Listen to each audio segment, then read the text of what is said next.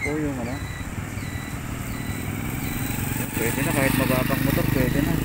So nakita nyo po ba yung ano, yung kulay puti, yung kulay puti sa kahoy. Ayan, ayan po, ayan po.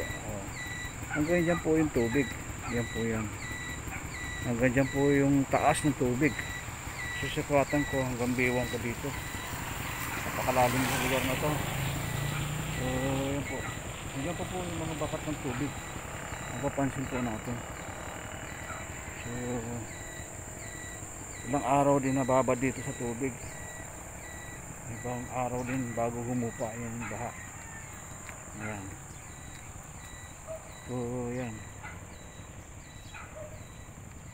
hanggang ngayon po mayroon pang laman ang Pampanga River, di pa bumababa, kaya mayroon pa pong tumatawid dito. Kapag ito po ay nawala na ng tubig, tumatawid, natutuyo na rin po yung Barangay Gugo, Kanyugan, Corazon, Quezon,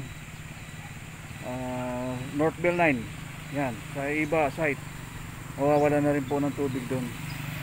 Kaya lang hanggang ngayon may tubig pa po dito. Sabi ko nga 1 week to 10 days.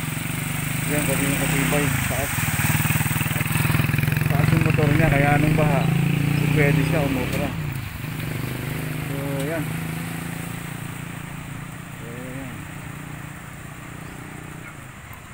ayan ang tubig hanggang ngayon. Kung makikita natin, malinaw na rin po ang tubig. Ibig sabihin na yung mga banlik po niyan bumaba na, kaya katagal na ng ilang araw ng baha. Ganun po yun. So puro water lily po dyan. Puro water lily na po yan, dala po yan ng baha. At yung iba po dyan ay ipon na rin. Sa na yan. Yan. Kita po natin, yan pong puti na yan, yan. Bakat ng banlik po yan.